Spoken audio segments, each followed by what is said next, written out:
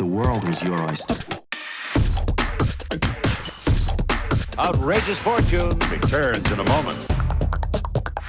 Hey everyone, I am here with Adam O'Brien. He's the CEO of Bitcoin Well, a Bitcoin company based out of Canada, making a lot of ATMs and moving the Bitcoin adoption movement forward. Adam, why don't you tell us a little bit about yourself, how you got started in Bitcoin, and what people should know about you?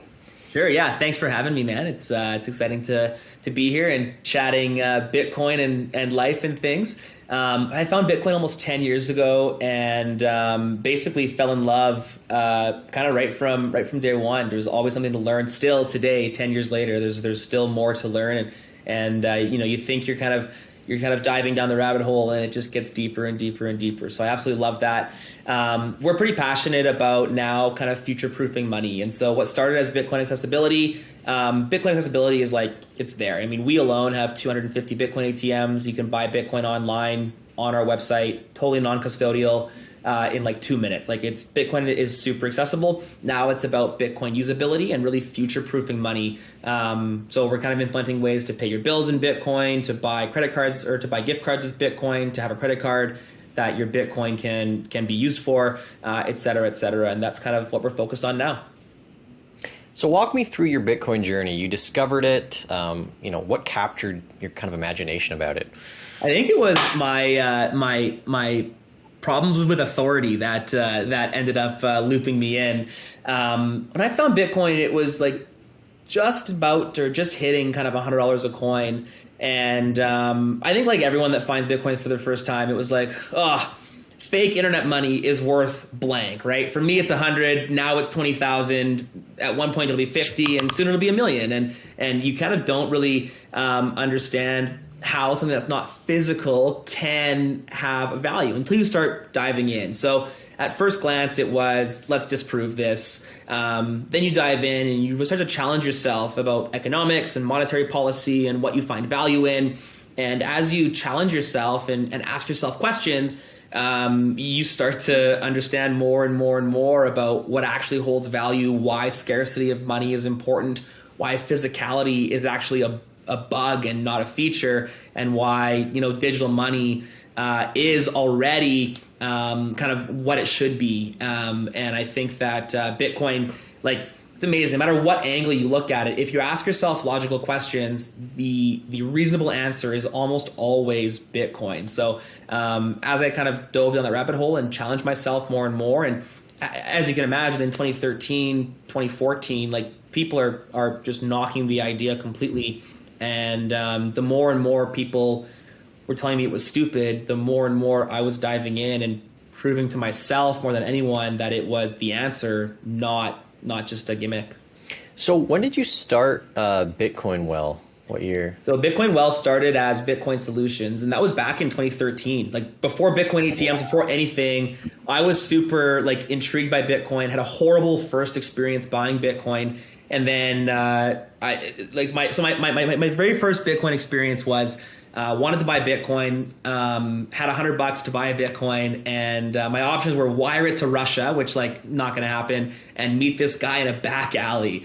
And so opted for the stabby back alley experience. It went about as good as you'd expect a back alley experience to go when buying digital money. And from there, just kind of thought I can do that better. And so kind of had a little ad on Kijiji and Craigslist, and just said, hey, I'm buying and selling Bitcoin. Call me if you want to chat. And I would meet people in McDonald's and Starbucks, and we'd have a chat. We'd have a coffee and talk about Bitcoin. I'd sell them a Bitcoin here and there. And then I kind of my name kind of grew in the local city of Edmonton here. And before I knew it, I was meeting multiple people every week. We're looking to buy Bitcoin. And then a few months later, this is October of 2013, the world's first Bitcoin ATM was deployed in Vancouver. And I saw that and I was just like, wow, this is the way to buy Bitcoin. This is the fastest and safest way you can possibly buy Bitcoin. And so we promptly bought one, deployed it in Edmonton. That's now February 2014. Deployed one in Saskatchewan, which is the province next over. In May of 2014, my wife and I got married, moved to Vancouver. I set up Bitcoin ATMs in Vancouver. And that's kind of how the journey started, way back. That's 8 years ago now. So talk to me about Bitcoin ATMs as a point of buying Bitcoin, because I think when you got into it, it was roughly around the time that Gerald Cotton founded Quadriga, and he was, I think he was one of the first Bitcoin exchanges in Canada. I'm not sure if it was the first, but it obviously grew to become the biggest. And this was all around the time that you started your company. And I gotta wonder, like, why did you decide to go down the route of ATMs versus maybe building an exchange similar to what Quadriga was trying to do at the time? I've always been like anti-custody. So like in my mind, the biggest feature for Bitcoin is that you can hold it yourself. And that's something that no custodial exchange can possibly think to offer. I don't have a super technical background, so it was easier for me to comprehend back in those days, like placing hardware and then operating that hardware. And then now, obviously, we've transitioned, and while the core business of Bitcoin ATM still exists, we operate a fully functioning non-custodial Bitcoin platform, which means users get that same experience from ATMs. Walk up to an ATM and buy Bitcoin in seconds. You get that from the online experience, but there's no custody involved, which is like that's my biggest passion. Is that, like, sure, buying Bitcoin is important, but how you buy Bitcoin is arguably more important than buying it. If you're buying Bitcoin on a custodial platform and then leaving it on that custodial platform especially, you might as well not even be buying Bitcoin. You might as well be buying a Bitcoin derivative and getting some tax advantages from it. So I've always been really, really focused on customer custody and making sure that our customers are fully empowered and capable of holding the Bitcoin themselves. And that's what led me down the Bitcoin ATM route. Was like, up until recently, and really it took us to innovate, like up until recently, that was the fastest and safest way to buy Bitcoin. And there's just no arguments against that.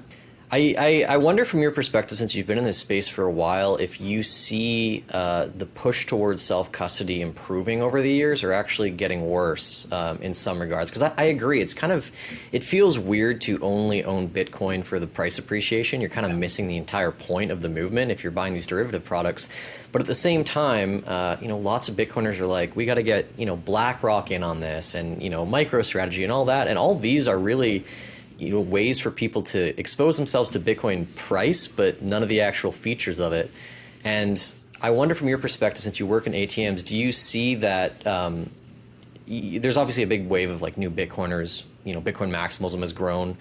Do you see it moving in the right direction, or do you see too many people moving, to custodied solutions over the long run? I think custody is a natural starting point. I think that, like, man, our society is just fully brainwashed. Like, you have people running massive companies that can't fathom self-custodying their money. Like, they're in charge of hundreds of billion-dollar companies. They have balance sheets like crazy that they are like actually in charge of, and they're like, I can't fathom being responsible for my own money. And that's a crazy trick that we've been lied to about. Like, we are responsible, and it is in our best interest to hold our money without question. And so I think that custody solutions can act as a Trojan horse, but like ultimately, I mean, you and I both know, like, if you are not holding your Bitcoin, you do not have your Bitcoin. And I had a tweet the other day that the cloud was this big ominous thing 10 years ago, and it was like the answer to absolutely everything.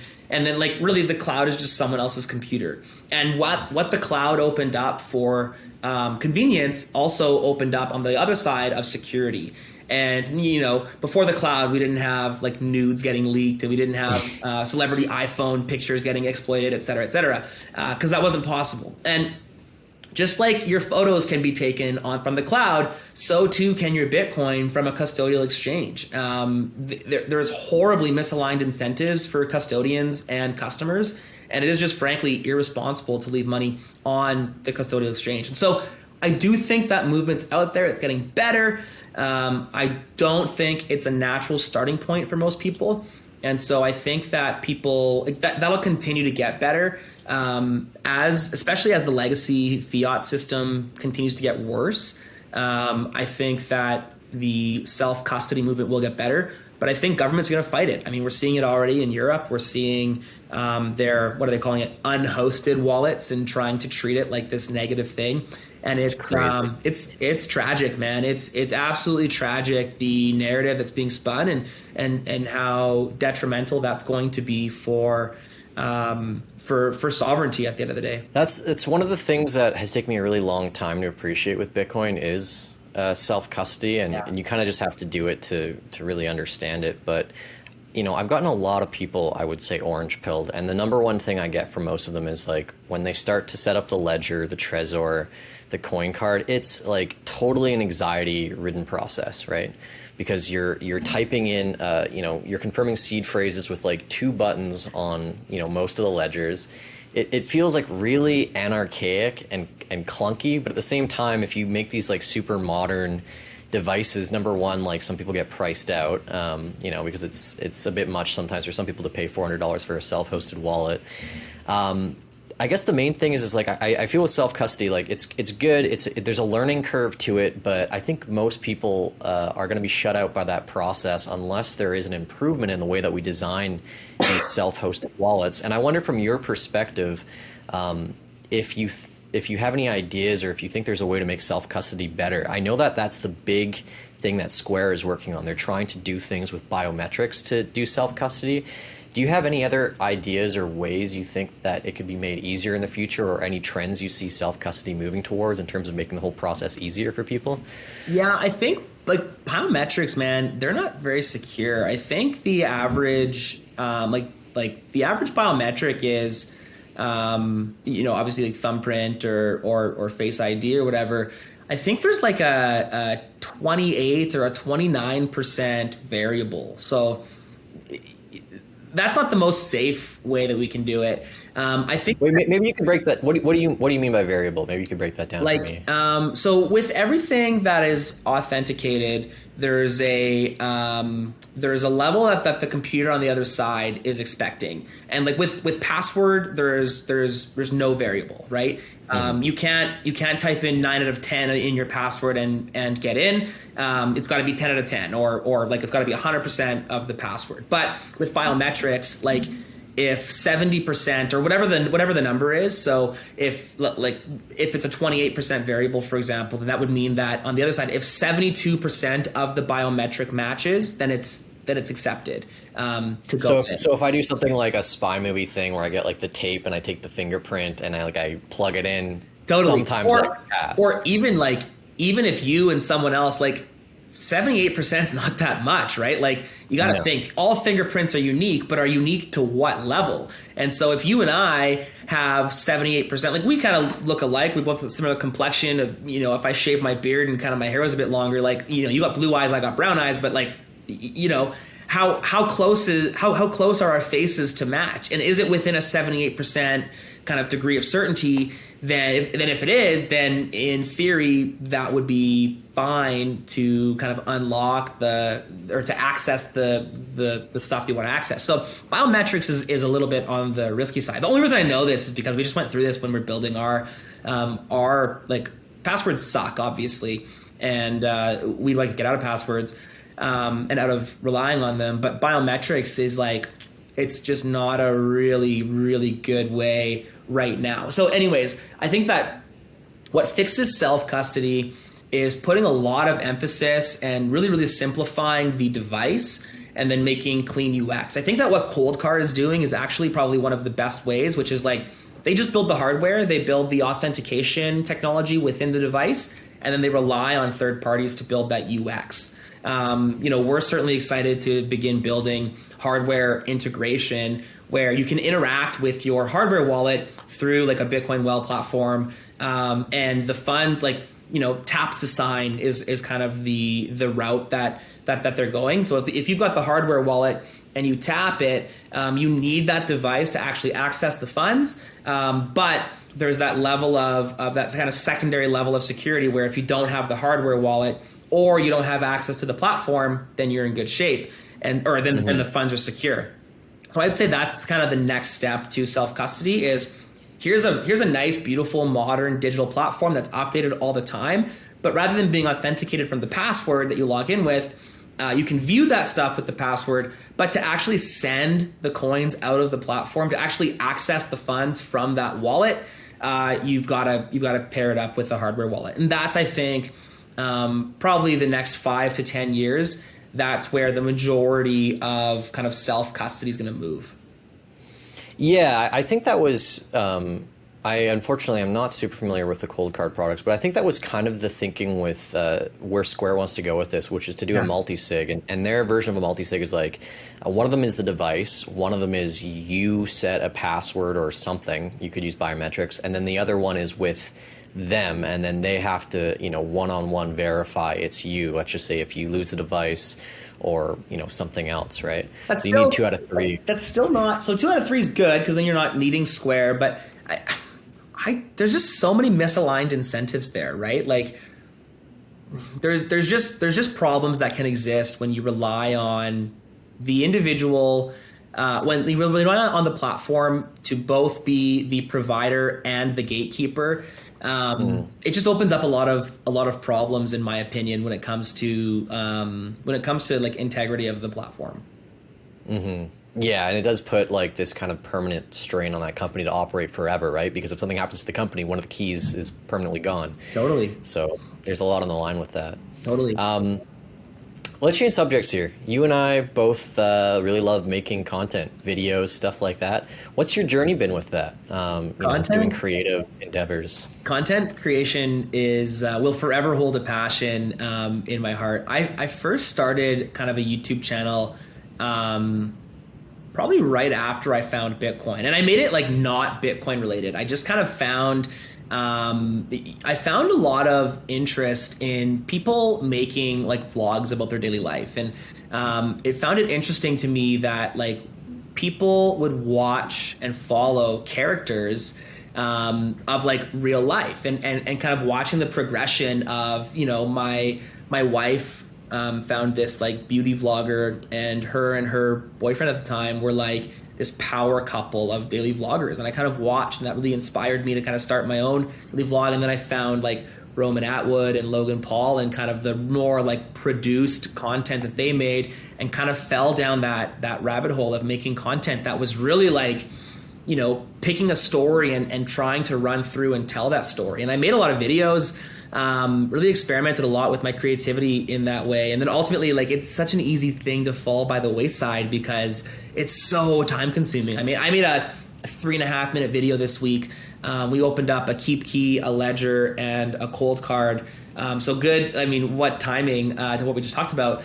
And just talking about the packaging. Didn't even talk about the devices at all. No UX. We didn't even plug the devices in. It was just opening and talking about the packaging. And actually, I was quite surprised with some of my findings. But like that 3.5 minute video took me probably 6 hours to make, from filming to editing to getting it up online. And the ROI is so small for so long until boom, it kind of hits. You got to be really patient and kind of see that. And you see that once in a while. But I really, really love making content. And I think that's an obvious way to be able to kind of tell our story and talk to our audience without the need for that middleman. It's like peer-to-peer storytelling. Before you needed like a cable network in the middle, but now there's just this avenue to talk directly to your audience, and that's just so powerful. Yeah, it's one of the things I really admire about what you've built is I would say you've become the face of your company very well. And I think it's a little bit uncommon in the Bitcoin space. I think there's a few, standouts. Like I think everyone, thinks of Corey Klippstein and Swan as kind of like a thing together. But I look at a lot of the major Canadian Bitcoin companies, and I would say, the average person who actually uses those services has no clue who the CEO is and who's running the company. And that's kind of been my goal, is to like get out and like talk more and show more of these people. But you have come out and you're super public facing, and I think that's really powerful. Would you say that as a CEO in the space and of a public company, that you think that is maybe one of the more important jobs of a public company CEO, is just getting out there rather than, obviously the decision making is really important, but how important would you say as a public CEO is just being out there all the time? Oh, it's really important, man. I think that like I don't even do a good enough job of it right now. Like if I had my way, I would have more time to be out there and talking, to shareholders, to the people that use the product, and to stakeholders than I even can do now. And like when you talk about efficiency, like if I can make a video and talk to 10,000 shareholders versus having 10,000 phone calls, like which one is going to be more efficient, right? How can I get the message across in a better and faster way? And if no one knows who I am, like talking about the shareholder side specifically, if nobody knows who I am, then why are they going to trust me with their money? Like, sure, we have a track record, and yes, we've done well historically. We've got good revenue. The business is doing well. But if you don't know who I am, what I stand for, what I believe in, there's just an obvious barrier that I can eliminate just by putting myself out there. And yes, there are some downsides to that, right? Some of the videos that I've made in the past are a bit cringe, and my viewpoints have changed over the last 8-9 years since I've been kind of this public persona. And so yeah, I think there are a lot of downsides to that. But at the end of the day, you got to take some risks, and I'm comfortable being out there and having people kind of critique me and my creativity. I think that's what ultimately yields the better result. If you think about the cycle, my son and I actually last night in bed, we were talking about, he's just turned 6, and we were talking about, he was telling me that he doesn't like power, he's in hockey, he doesn't like power skating because it hurts his back. And I told him, well, that's a hard time. That creates strong men, and strong men create good times, and good times create weak men, and then weak men create strong times. And so we talked about this for like a half an hour before. I think he was stalling and he was humoring me, but I really enjoyed talking about it with him. And, when I get critiqued, that's a hard time, right? And ultimately that helps drive and refocus my energy to become a strong man and to become a strong leader and a strong CEO. And that's, I think, one of the most important things, is being able to take the critiques. I mean, look at our stock right now, like the whole industry, we're getting dragged down with market sentiment. And there's two ways to look at that, right? You can look at that and kind of take it on the nuts and not really do much about it, or you can take it on the chin and stand up straight and progress forward. And that's, I think, the approach that we've taken, and I think that is a pretty important approach to be taking. Yeah, so talk to me about that journey. I used to, and I still do every now and then, I have a video production company, and we used to do all these corporate profiles for companies going public on the CSE, the TSXV, and it's there's always trade-offs when you go public, right? And it seems to me like most of the big Bitcoin companies in Canada, when I think of them, it's like ShakePay, Ledin, you could throw, Wealthsimple maybe in there. Most of these companies, they stay private. It seems mostly the companies in the Bitcoin space that go public are miners, but you're not part of that. What was the decision to go public, and how do you, I guess, feel about that, I guess, moving forward? Yeah, from our perspective, so because we have two businesses, right? On one side, we have the in-person services, the ATMs, and that's how we went public. And in the last 2 years, we've really been building out the secondary business, which is more of a ShakePay competitor. Actually, it's like the perfect blend of a ShakePay and a big bank competitor. Like, we're really blending the services that big banks provide with the ability to buy and sell Bitcoin that ShakePay provides, and we're mashing that together, really making a true self-custody financial platform. And I think that when we were just the one business unit starting to go public, we needed that legitimacy. People saw Bitcoin ATMs as this scummy kind of underground business. We couldn't get banking, we couldn't get armored cars, we couldn't get an auditor. And since going public, we went through 5 rounds of due diligence. We spent almost $2 million on legal audits. Wow. The securities exchange alone was just excruciating to get through.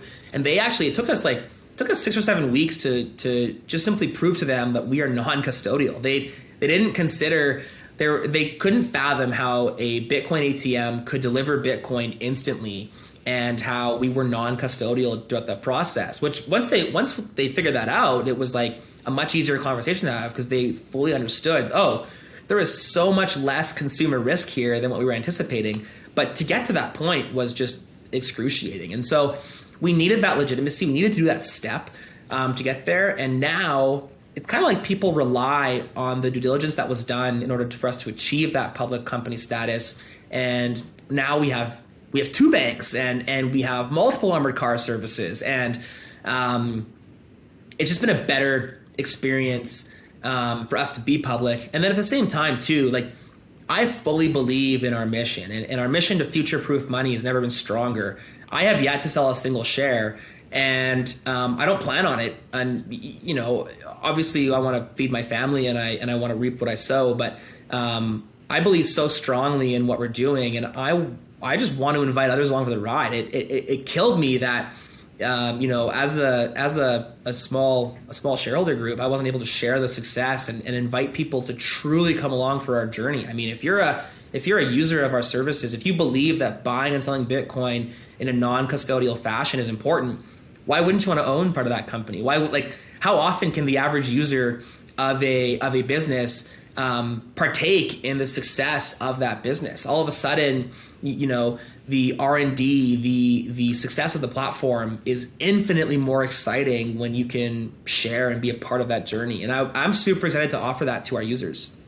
How has it been navigating, since you are public and you make a lot of your own content, navigating all the avoid forward-looking statement stuff? Did you have to have like a crash course on like what not to say? Yeah, on TV and stuff. I think my PR team still just has nightmares whenever I do anything. We do have some checks and balances, and I'm pretty good now. Well, I mean, the fact that you have to have a PR team, because like if you're in a private company, like it's not completely essential, right? It doesn't really matter as much. Definitely though, like, I've been caught in the past. I've said some things and I had to get my wrist smacked, and there's definitely a learning curve behind it. And I think there's ways to approach it, right? Like, on one side, yeah, you gotta make sure you're not like misleading shareholders. You gotta make sure you're not. But at the same time, like I'm just full of integrity. Like I don't want to screw people over ever.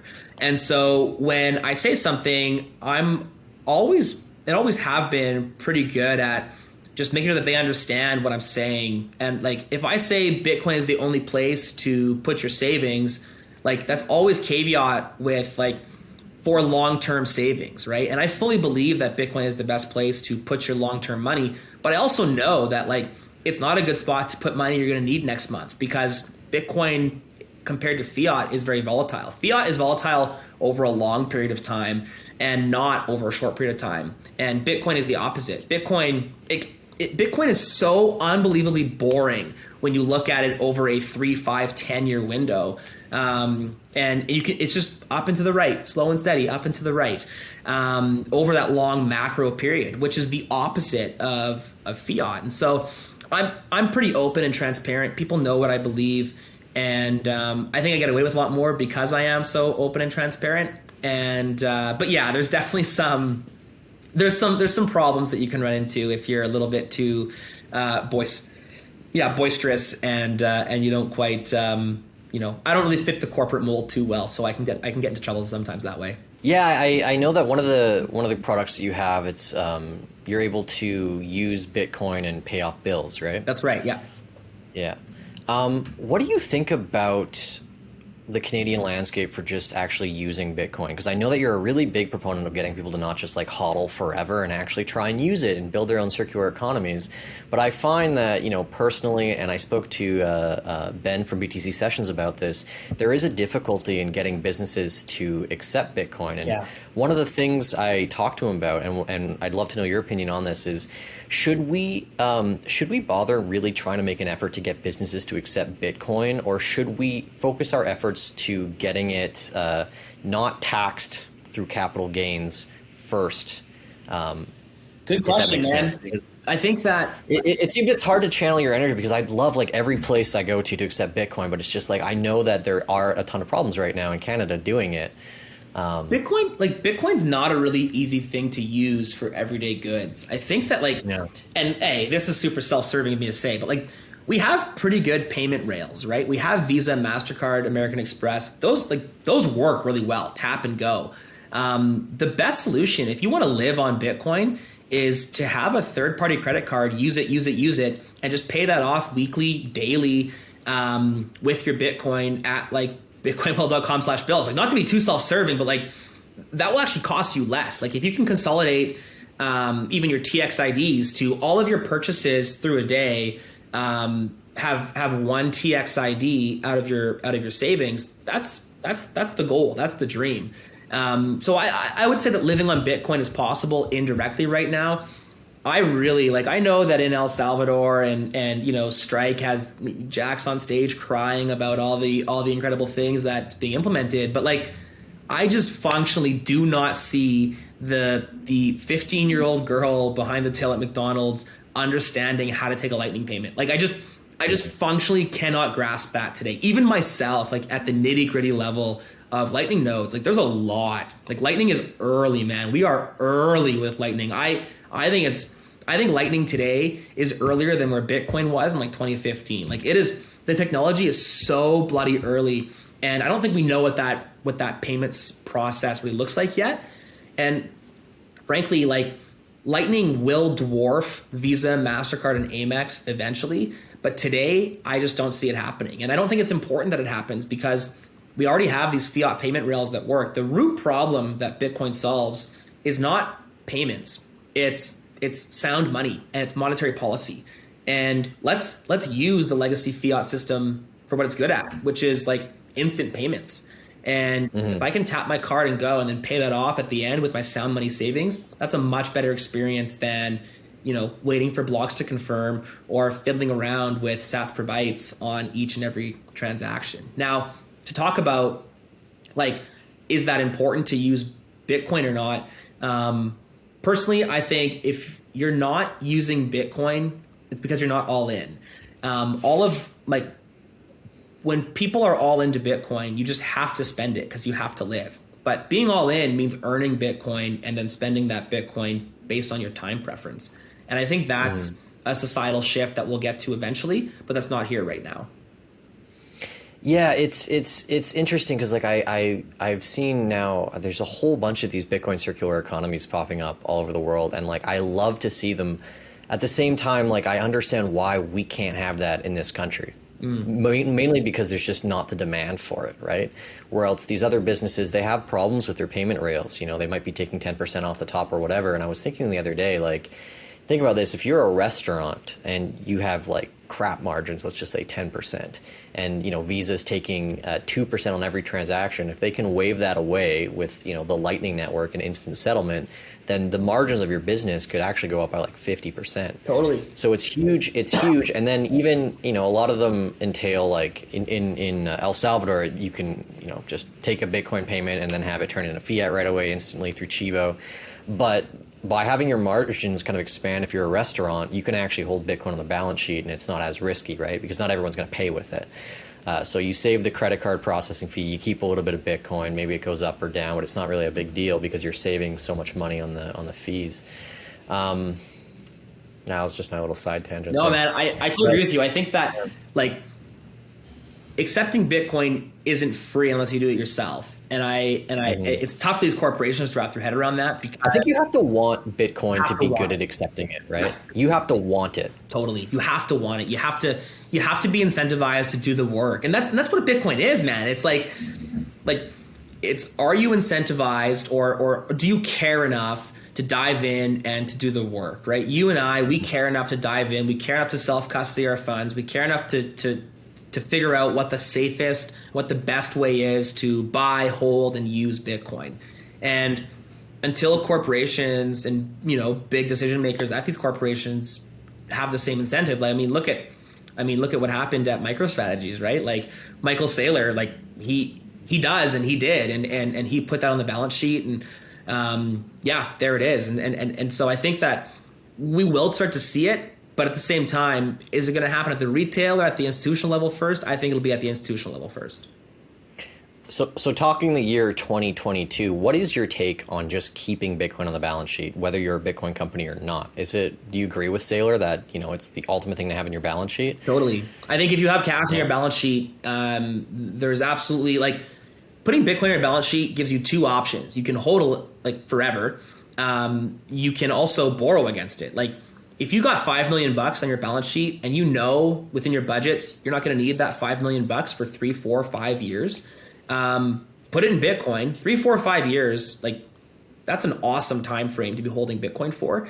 And then if something comes up, you can always borrow against that Bitcoin. I would say it's akin to buying like real estate, which is quite a popular thing to do for institutions, right? You've heard of these small businesses that have a couple extra bucks and they want to, what are they going to do? They're going to go buy an apartment block or buy a commercial building or something like that. But the downside is you're taxed on that and it's impossible to move. Like exiting a commercial property is a minimum 10-15% clip before you pay your cap gains and before you pay your property taxes, before you pay to insure it. Like, owning property sucks. And owning Bitcoin gives you the same advantages long term as owning property, but you don't have any of those exit disadvantages or holding disadvantages that come with property. So I would say anyone who's even remotely considering, what should I do with this excess cash? I don't need it for a half a decade. Bitcoin is the answer through and through. I think one of the hardest things for people who just like invest in this space are not just pure, Bitcoin maxis or self-custodying is, let's say I'm on my Quest trade, I can either buy a Bitcoin ETF or I can buy your company or I can buy a miner, I can buy MicroStrategy. But it does seem like you're saying, like, over the long run, Bitcoin's slow and steady. The companies go through these big routes where, like, in bull markets, they crazy outperform, and then in bear markets, they just get trounced. And I wonder, from your perspective, have you ever been faced with, an investor or someone asking you, like, why would I invest in your company over just investing in Bitcoin? What would you even say to that? I think it's actually, I'll have to double check, but it was at one point, and might still be, I have to double check, a slide in our investor deck, and, like, what's the difference? The difference is what you said. Like, we're a faster horse than Bitcoin. We're going to, when Bitcoin runs, we will outperform Bitcoin almost every time, because we have tax advantages. Like, you can hold us in a TFSA. You can hold, like, BTCW, our stock, in a TFSA. You can buy it with post-tax or pre-tax money and put them into, like, IRAs or put them into TFSA tax or RSPs, tax sheltered money, et cetera, et cetera. And we're going to be a faster horse because of the market sentiment around our company. We effectively are the shovel to the gold, right? The person that makes the most money during the gold rush was the guy selling shovels. I think over time, though, the average investor relies on my decision making and my ability to build a team to make good decisions over time.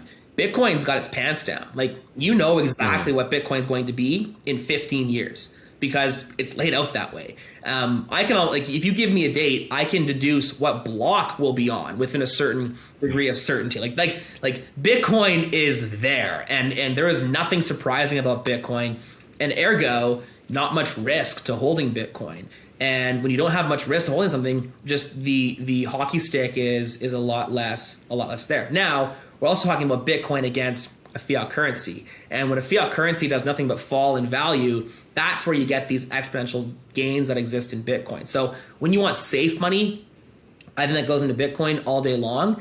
But if you want a faster horse, if you want someone that's, really making an influence, like if we can double our revenues, we can launch a great product and quadruple our user base. And we can do that a lot faster than Bitcoin can double in price. And our company, a rising tide raises all ships. Like, when Bitcoin goes up, so too does the interest in our company. So I would say they're two different investing strategies. Frankly, I don't even like the term investing in Bitcoin. I think that you invest in Bitcoin well because you have an entry and an exit point on the stock. But when you're buying Bitcoin, you're saving in Bitcoin. And your exit is when you want to spend it because you've got savings that you can spend. So they're just two different strategies. It's like a commodity, exactly, versus a security. Yeah. Exactly.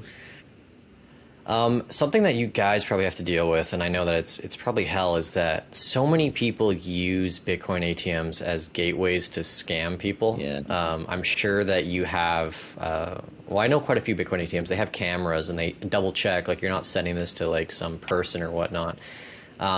What's your experience dealing with that? How do you prevent these events from occurring at point of ATM? An old lady being called up and saying, you got to send us this.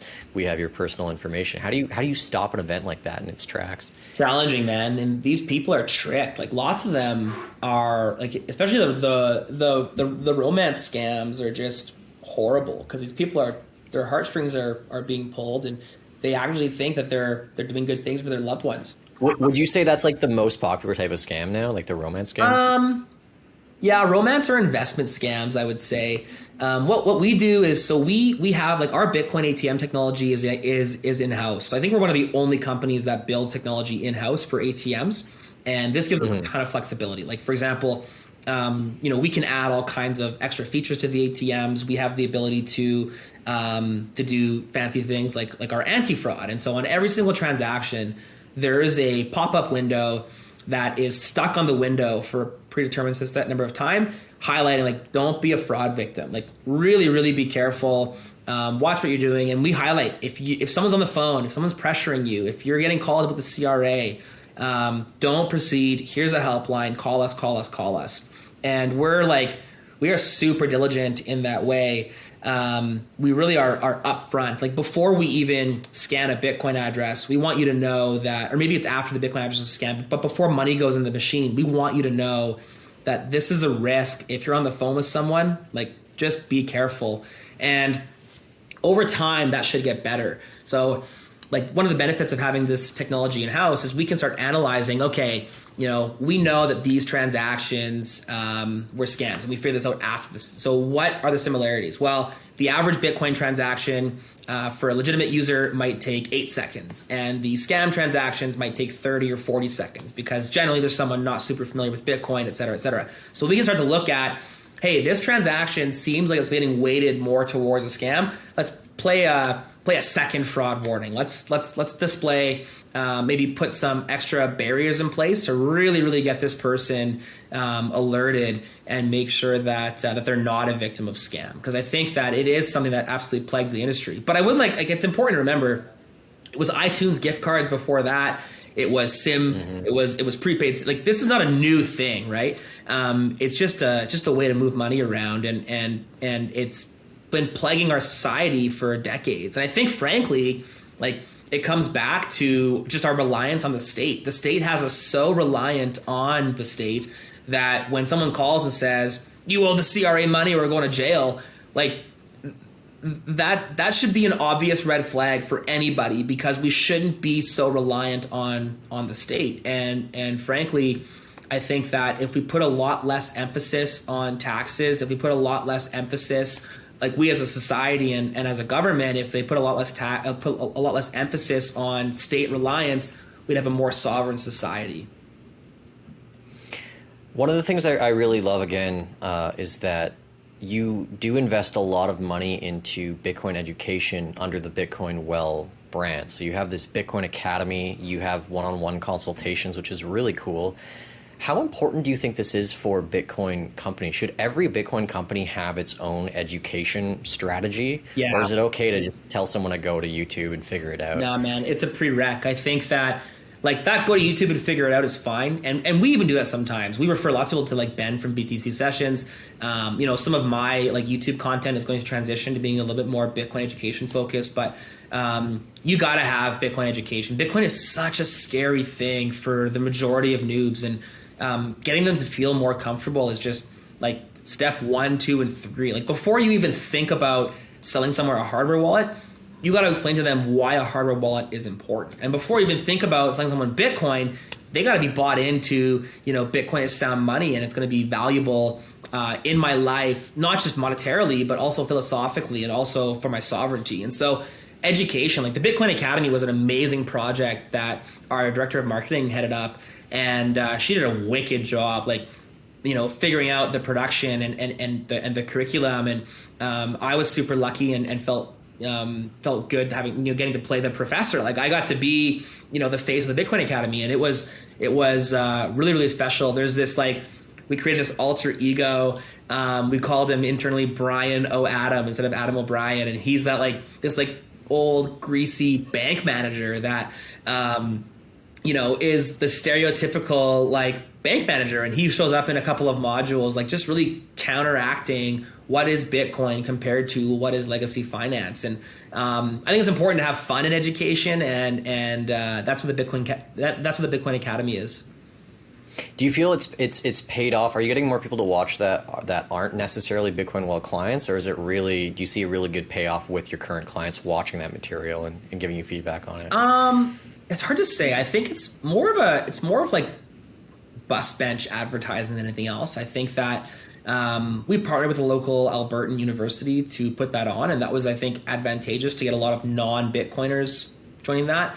We shill it at the meetups, and we make sure that people know about it who are using our services. But at the end of the day, I would say it's definitely it was designed to be more of an outbound funnel, but it has turned into being more of an inbound legitimacy kind of provider that way. That's really cool, man. One of the things, we've all noticed this cycle is like every politician seems to have a stance on Bitcoin. Yeah. You might hate it because of, environmental FUD, and you might be Pierre Polyev, meeting up with the Tahini's guys. It's interesting to me, and it feels like it's going under the radar that it is being weaponized now by two political parties. And without trying to coax what your political alignment is, Trudeau's coming out and he's saying like, oh, if you listen to Pierre Polyev, he told you to invest all your money in crypto and you would have lost all this and all that. And I kind of wonder, putting on your politician hat, do you think it's good for, let's just say, Pierre Polyev to almost like fight back against that, or should you ignore it? How would you deal with someone, a political adversary saying that, your advice to invest in Bitcoin was, a bad decision? How would you counter that, let's just say, if you're on the other political spectrum? Yeah, I think any politician that talks about investing in anything is just shooting themselves in the foot. I'm going to take a little bit of credit here. I orange pilled Pierre Polyev like 2 years ago. Oh, no way. Our chief revenue officer, Dave, and we were at a fundraising event with him, and we ended up having dinner throughout that event. And there was a small group of us, maybe 8 or 9 of us, that stuck around until the wee hours of the morning. And we talked about Bitcoin for the entirety of the evening pretty much. And you could see he understands what sound monetary policy is quite well.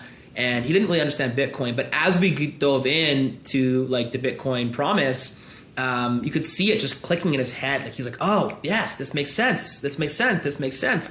And so, in my opinion, if I was his Bitcoin strategist, I would have politicians emphasizing what good monetary policy would be, and then Bitcoin acts as that Trojan horse. I think that everyone will agree we need scarce money. We can't just print endlessly, or the future generations will pay for it. And that's what Bitcoin is, right? Bitcoin is, you have to work in order to earn. You cannot print endlessly, and it has to be a sound playing field for everyone. And I think that a politician talking about inclusive money, that is Bitcoin, rather than this tight, fiat group of rulers, I think that sounds a lot better than buy this magic internet money that always goes up. So I think it's important for politicians to embrace sound money.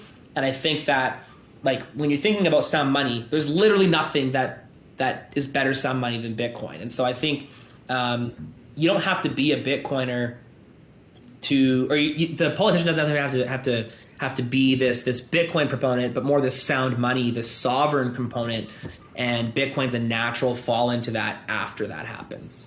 So I think the next Canadian election is 2025, might be earlier if something changes. Do you think it's important for Bitcoin companies in Canada to get into political advocacy at all? Or is it too early, you think, to do that? Not too early. I think that this is a question we ask ourselves all the time, is do we spend money on lobbying, or do we what do we do? What's our role to play as one of the bigger Bitcoin companies, one of the only, if not the only, non-custodial public company? What's our role to play in this? And what we've landed on is working alongside agencies that have an interest in shaping that. The Canadian Blockchain Consortium does an excellent job really educating and showing these kind of lawmakers, what Bitcoin actually is, and the difference between Bitcoin and Ethereum, and how those two networks can act and react differently, and should react differently. I think, and that's evidenced in the way that the securities people are regulating Bitcoin in Canada, which I think is a net positive. I think that our role to play is important. I think it's much more important that we focus on our core value and our core mission to future-proof money.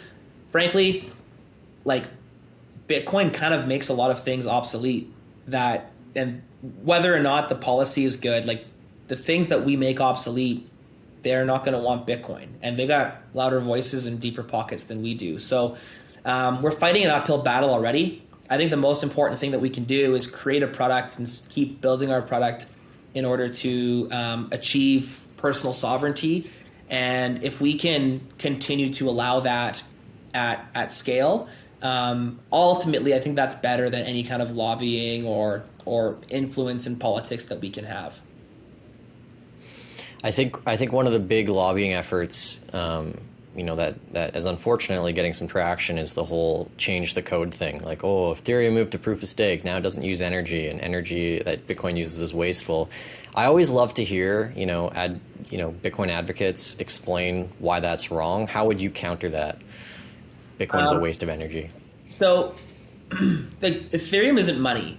Ethereum is the internet, or could be the internet, and ETH, the token that is on the Ethereum blockchain, is the pay-per-use token for that internet. So I think that comparing Ethereum to the Bitcoin network is already just so off base, and anyone talking about that, you can already tell just in that messaging just how naive they are to the space, I guess. And so that's kind of step one.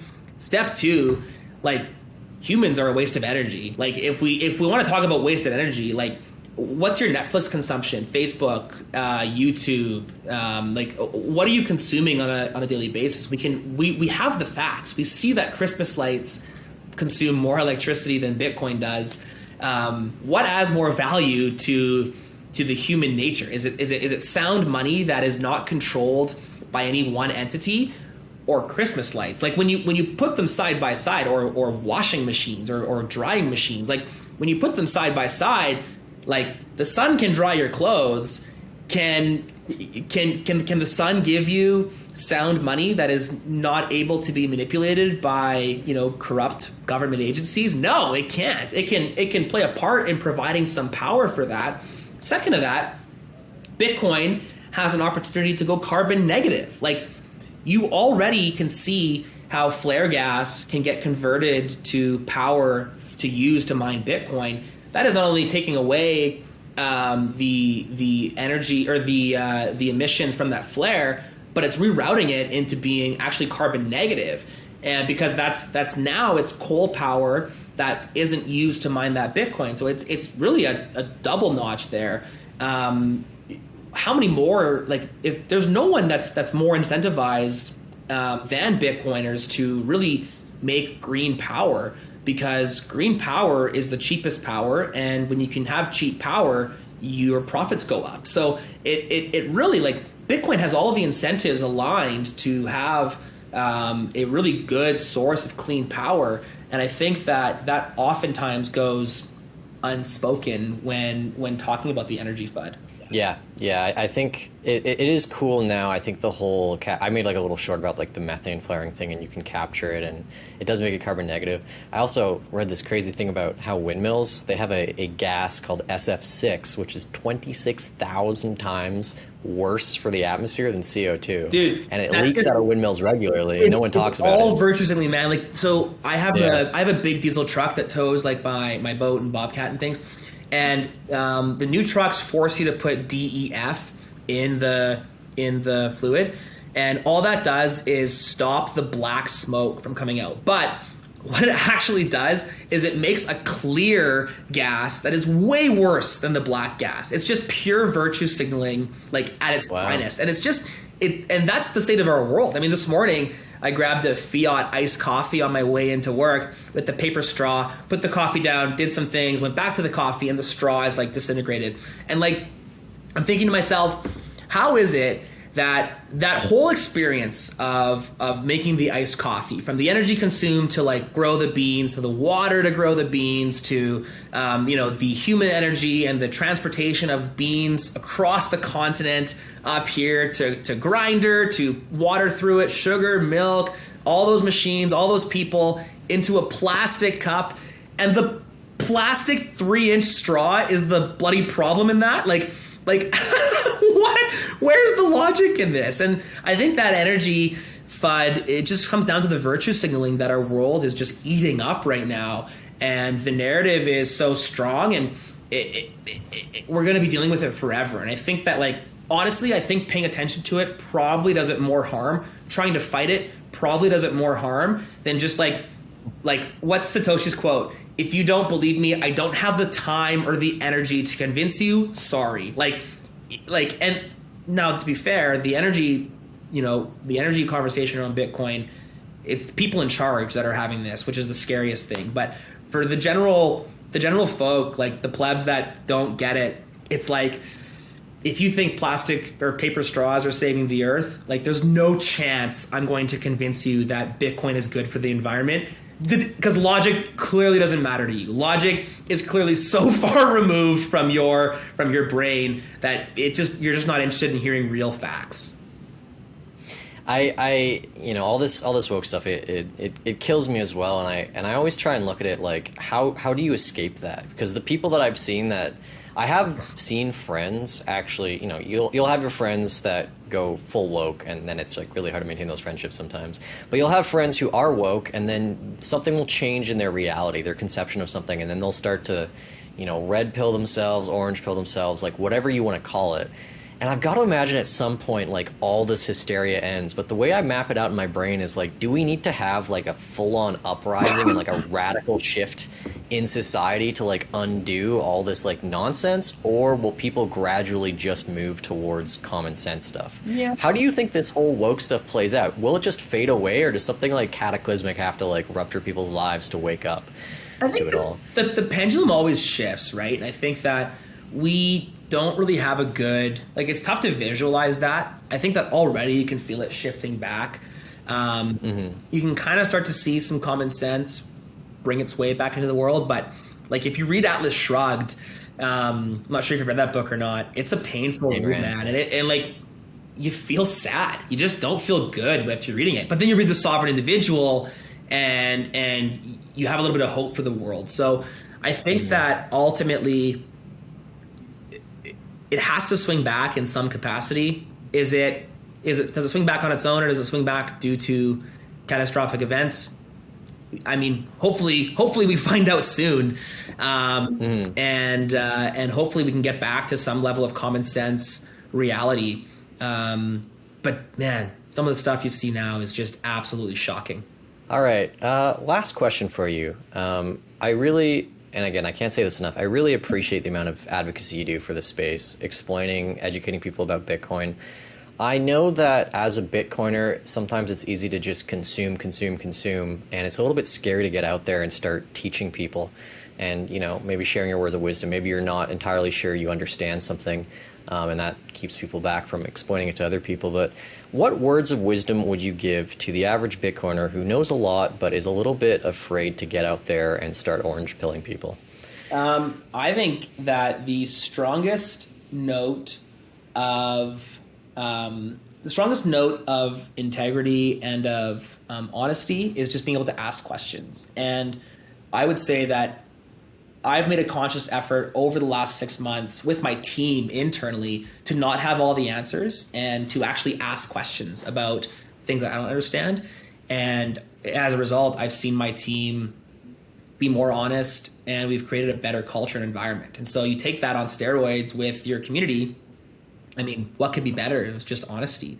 And learning alongside a group of people is so powerful. And so, I mean, what words of advice do I have is just like, do what you know is right? Ask questions, be vulnerable. What's the worst that happens? You end up looking like a bit of a doofus, then you can come back from that, right? But you can't come back from being the guy that knows everything, and that gets stuff wrong and then shoves that under the rug. That's not a way to build trust. And so I would say it's just like, ditch your ego and get after it and just start. One thing I've found, like in my content journey, it's so hard to start. There's so many barriers to start, and then you start and it just opens up, like the creativity, like even making this last video that I made, the creativity, like it started as just this basic video and it turned into this one more angle and more lighting there. And let's do this quick voiceover and let's add this quick text. And like, it just, once you start, it just goes and you get into a rhythm, and then you got to lean into that rhythm and into that momentum. Well, thanks so much. I super appreciate it. My pleasure, man. Thanks for having me. Hope to do it again. Hey there. Thanks so much for watching this video. I really hope you enjoyed it. If you want to watch more videos like this, please check out the Kinetic Finance channel down below, where we're posting videos like this, whether it be interviews, shorts, or other long-form content every single week. If you want to support this channel, please give it a subscription as well. Every single one of you counts, and I love interacting with this community that we're building here. Thanks so much for watching, and I'll see you in the next one.